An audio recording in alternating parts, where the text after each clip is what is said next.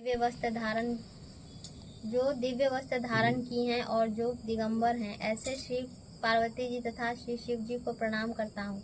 रमणीक कैलाश पर्वत के शिखर पर बैठी हुई श्री पार्वती जी कहती हैं, हे महेश्वर, हमें कोई गुप्त व्रत या पूजा बताइए जो सब धर्मों से सरल हो, जिसमें परिश्रम भी न करना पड़े लेकिन फल अधिक मिले। हे नाथ, यदि आप मुझ पर प्रसन्न हो तो यह विधान बताइए। हे प्रभु, किस तप, व्रत या दान से आदि, मध्य और अंत रहित आप जैसे महाप्रभु हमको प्राप्त हुए हैं। शिव जी बोले, हे देवी सुनो, मैं तुमको एक व्रत जो मेरा सर्वस्व और छिपाने योग्य है, लेकिन तुम्हारे प्रेम के वशीभूत होकर मैं तुम्हें बतलाता हूँ। शिव जी ने कहा, भारतवर्ष में जैसे नक्षत्रों में चंद्रमा, ग्रहों में सूर्य, वर्णों में ब्राह्मण, देवताओं में विष्णु भगवान, नदियों में गंगा, पुराणों में महाभारत, वेदों में सामवेद और इंद्रियों में मन श्रेष्ठ होता है, सब पुराणों और वेदों का सर्वस्व जिस तरह कहा गया है, मैं तुम्हें एक प्राचीन व्रत बतलाता हूँ। एकाग्र मन से सुनो। जिस व्रत के प्रभाव से तुमने मेरा आधा आसन प्राप्त किया है वह मैं तुमको बतलाऊंगा, क्योंकि तुम मेरी प्रेयसी हो। भाद्रपद मास में हस्त नक्षत्र से युक्त शुक्ल पक्ष की तृतीया तिथि को उसका अनुष्ठान मात्र से ही स्त्रियां सब पापों से मुक्त हो जाती हैं। हे देवी, तुमने आज से बहुत दिनों पहले हिमालय पर्वत पर इस व्रत को किया था, यह वृतांत मैं तुमसे कहता हूँ। पार्वती जी ने पूछा, हे नाथ, मैंने क्यों यह व्रत किया था?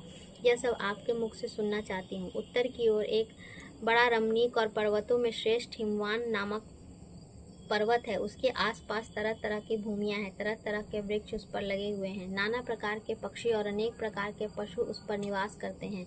वहां पहुंचकर गंधर्वों के साथ बहुत से देवता, सिद्ध, चारण, पक्षीगण सर्वदा प्रसन्न मन से विचरते हैं। वहां पहुंचकर गंधर्व गाते हैं, अप्सराएं नाचती हैं। उस पर्वतराज के कितने ही शिखर ऐसे हैं जिनमें स्फटिक, रत्न और वैदूर्य मणि आदि की खानें भरी हैं। यह पर्वत ऊंचा तो इतना अधिक है कि मित्र के घर की तरह समझकर आकाश का स्पर्श किए रहता है। उसके समस्त शिखर सदैव हिम से आच्छादित रहते हैं और गगन जल की ध्वनि सदा सुनाई देती है। हे पार्वती, तुमने बाल्यकाल में उसी पर्वत पर तपस्या की थी। 12 वर्षों तक तुम उल्टी टंग कर केवल धुआं पीकर रही, 64 वर्षों तक सूखे पत्ते खाकर रही। माघ मास में तुम जल में बैठी रहती और वैशाख की दोपहरिया में पंचाग्नि तापती थी।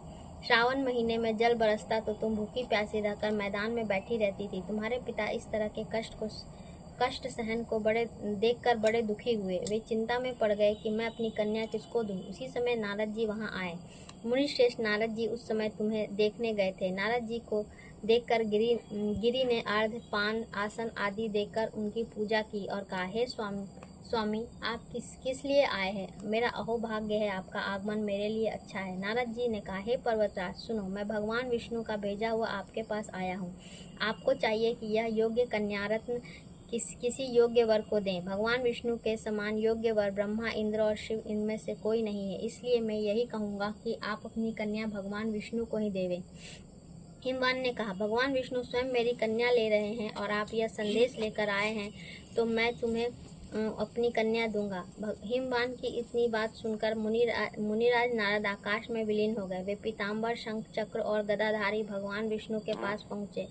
वहां हाथ जोड़कर नारद जी ने भगवान विष्णु से कहा, हे देव सुनिए, मैंने आपका विवाह पक्का कर दिया है। उधर हिमवान ने पार्वती के पास जाकर कहा कि हे पुत्री, मैंने तुम्हें भगवान विष्णु को दे डाली। तब पिता की बात सुनकर तुम बिना उत्तर दिए ही अपनी सखी के घर चली गई। वहीं जमीन पर पड़कर तुम बड़ी दुखी हुई विलाप करने लगी। तुमको इस प्रकार विलाप करते हुए देखकर सखी बोली, तुम क्यों इतनी दुखी हो? इसका कारण बताओ। तुम्हारी जो कुछ इच्छा हो मैं यथाशक्ति उसको पूरा करने की चेष्टा करूंगा, इसमें कोई संशय नहीं है।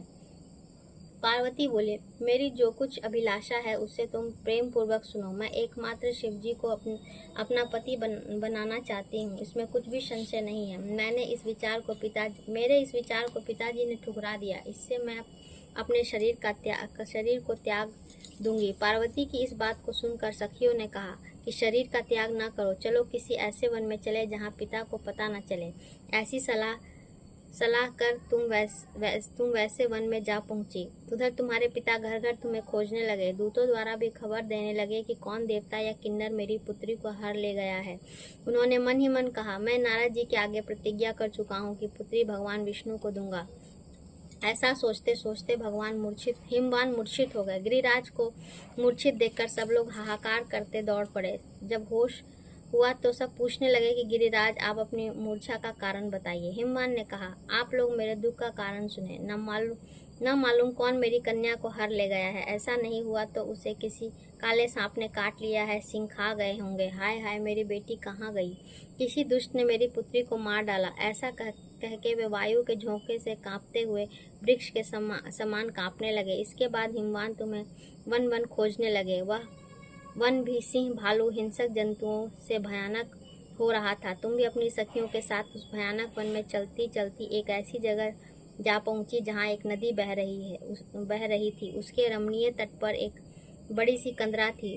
तुमने उसी कंदरा में आश्रम बना लिया और मेरी एक बालुकमयी प्रतिमा बनाकर अपनी सखियों के साथ निराहार रहकर मेरी आराधना करने लगी। जब भाद्रपद शुक्ल पक्ष की हस्तियों की तृतीया तिथि प्राप्त हुई तब तुमने मेरे विधिवत पूजन किया और रात भर जाकर गीत वाद्यादि से मुझे प्रसन्न करने में बिता दिया। उस व्रतराज के प्रभाव से मेरा आसन डगमगा उठा, जिससे मैं तत्काल उस स्थान पर जा पहुंचा। वहां पर तुम अपनी सखियों के साथ रहती थी। वहां पहुंचकर मैंने तुमसे कहा कि मैं तुम पर प्रसन्न हूँ, बोलो क्या चाहती हो? तुमने कहा, मेरे देवता, यदि आप मेरे ऊपर प्रसन्न हैं तो मेरे पति बने। मैं तथास्तु कहकर कैलाश पर्वत पर वापस आने पर तुमने वह प्रतिमा नदी में प्रवाहित कर दी और सखियों के साथ उस महाव्रत का पारण किया। हिमवान भी तब तक उस वन में तुम्हें खोजते हुए आ पहुंचे। चारों दिशाओं में तुम्हारी खोज करते करते वे व्याकुल हो चुके थे, इसलिए तुम्हारे आश्रम के समीप पहुंचते ही गिर पड़े। थोड़ी देर बाद उन्हें नदी के तट पर 2 कन्याओं को सोते हुए देखा। देखते ही उन्होंने तुम्हें छाती से लगा लिया और बिलख कर रोने लगे। फिर पूछा, पुत्री, तुम सिंह, व्याघ्र आदि जंतुओं से भरे इस वन में क्यों आ पहुंची? पार्वती ने उत्तर दिया, हे पिताजी, मैंने पहले ही अपने आप को शिव जी के हाथों सौंप दिया था। आपने मेरी बात टाल दी, इससे मैं यहाँ चली आई। हिमवान ने सांत्वना दी कि हे पुत्री, मैं तुम्हारी इच्छा के विरुद्ध कुछ न करूँगा। वे तुम्हें अपने साथ घर ले आए और मेरे साथ तुम्हारा विवाह कर दिए। इससे तुमने मेरा अर्धासन पाया है। तब से आज तक किसी के सामने मुझे यह व्रत प्रकट करने का अवसर प्राप्त नहीं हुआ। हे देवी, मैं यह बताता हूँ कि इस व्रत का हरितालिका नाम क्यों पड़ा। तुमको सखियाँ हर ले गई थी, इसलिए इसी से इसे हरतालिका नाम पड़ा। पार्वती जी ने कहा, हे प्रभु, आपने नाम तो बताया, अब इसकी विधि भी बताएं।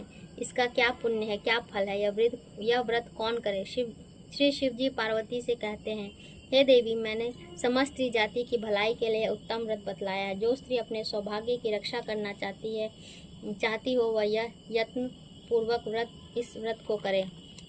केले के खंभे आदि से सुशोभित एक सुंदर मंडप बनावे, उसमें रंग बिरंग के रेशमी कपड़ों से चंदोवा लगाए, चंदन आदि सुगंधित द्रव्यों से यह मंडप लिपवावे। फिर शंख, भेरी, मृदंग आदि बजाते हुए बहुत से लोग एकत्रित होकर तरह तरह के मंगलाचार करते हुए उस मंडप में पार्वती तथा शिवजी की प्रतिमा स्थापित करें।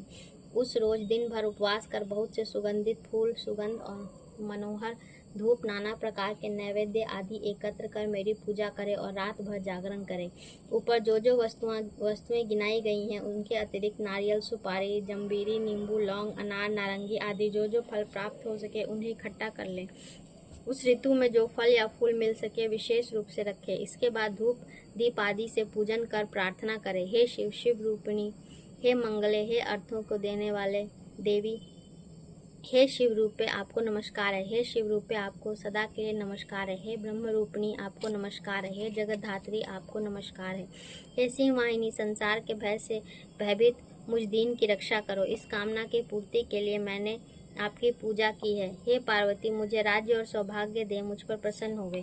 इन्हीं मंत्रों से पार्वती तथा शिव जी की पूजा करें। तदंतर विधि पूर्वक कथा सुने और ब्राह्मण को वस्त्र, गौ, सुवर्ण आदि देवे। इस तरह एकाग्रचित होकर स्त्री पुरुष दोनों एक साथ पूजन करें। फिर व्रत आदि जो कुछ भी हो उनका संकल्प करें। हे देवी, जो स्त्री इस प्रकार पूजन करती हैं वह सब पापों से छूट जाती हैं और उसे 7 जन्म तक सुख तथा सौभाग्य प्राप्त होता है। जो स्त्री तृतीया तिथि का व्रत करके न कर अन्न भक्षण करती हैं तो वह 7 जन्म तक बंध्या रहती हैं और उनको बार बार विधवा होना पड़ता है। वह सदा दरिद्र, पुत्र शोकाकुल स्वभाव से लड़ाकी, सदा दुख भोगने वाली होती है और उपवास न करने वाली स्त्री अंत में घोर नरक में जाती है।